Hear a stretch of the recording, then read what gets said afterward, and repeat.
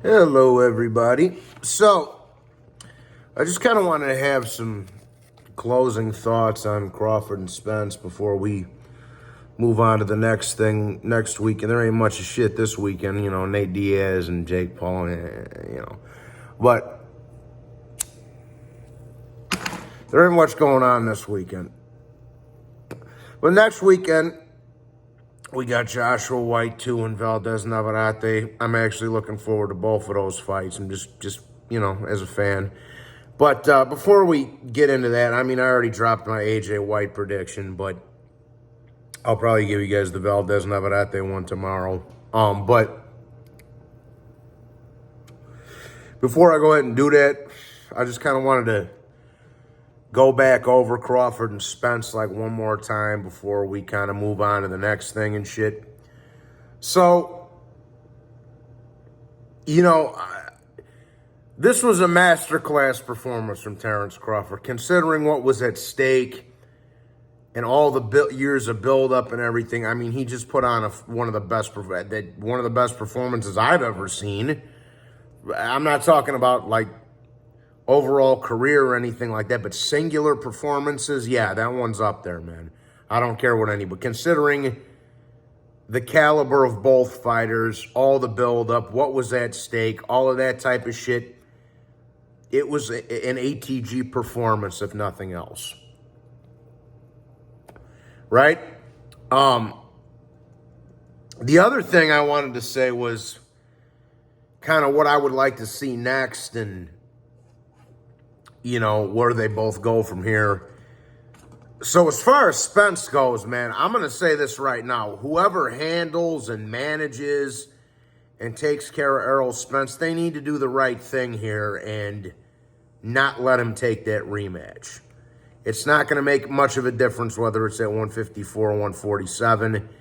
But if you're throwing him back in there after that beating that he just took, that's just poor decision making on Team Spence, in my opinion. I think they should just say to hell with the rematch clause. Let Errol take some time off. Let him take a little bit of time off, recover, get healthy, and then maybe come back and have an easy touch at 154 next year.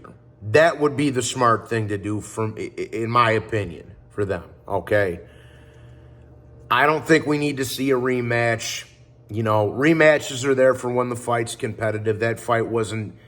it was competitive a little in spurts, but nothing that really warrants a rematch, man. It was a one-sided ass whooping. So I'm not the first guy, and I'm sure I'm not going to be the last guy that tells you we don't need to see a rematch from that. But we don't, so take some time off, come back next year, take a soft touch, move up to 154, take a soft touch, see where you're at, and go from there, if I'm Team Spence, right? As far as Crawford goes, he's got a couple of options here. He could stay at 147, defend undisputed a couple of times.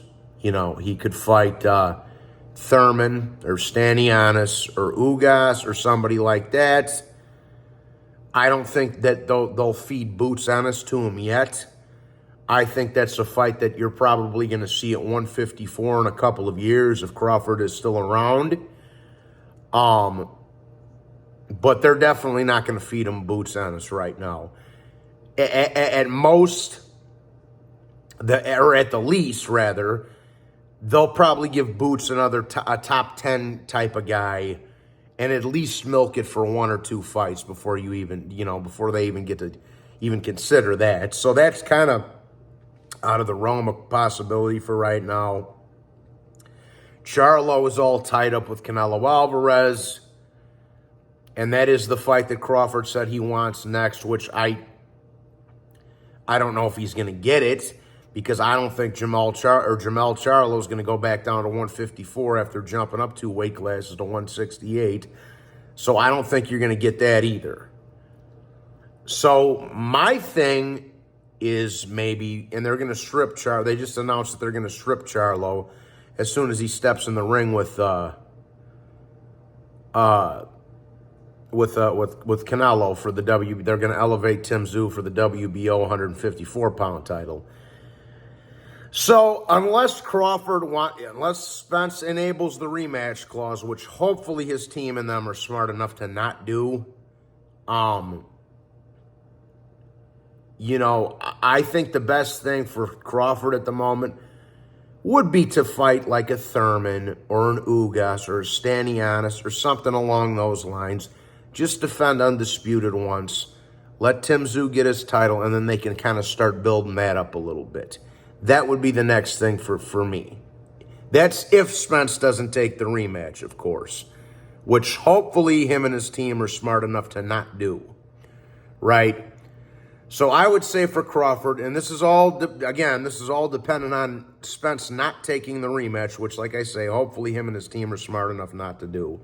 But if he doesn't, I would say defend undisputed once. Let Tim Tszyu defend his title once. Build that up a little bit, and then that can be the next fight. You know, let Crawford go beat the shit out of Keith Thurman or Ugas or Stanionis or one of those guys. Let him have one defensive undisputed. Let Tim Tszyu fight somebody at 154, and then kind of start building that up a little bit. And then maybe we get that like summertime next year or something like that. So that's just where I'd like to see both guys go from there.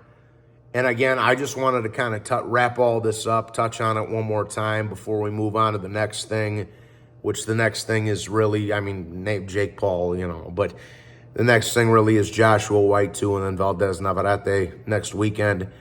So I just kind of wanted to assess what I would like to see and hopefully not see, which is a rematch from those two guys going forward here. You know what I'm saying? That's just my 2 cents anyways, guys. Hope everybody's having a lovely afternoon, evening, wherever you might be, morning. But God bless you all. And Johnny's been having a rough couple of days here, man. So I'll have the Valdez Navarrete prediction up for you guys tomorrow at some point. So please be sure to hit the like button and subscribe. God bless you all, and I'll talk to you next time. Take care and God bless. Bye-bye.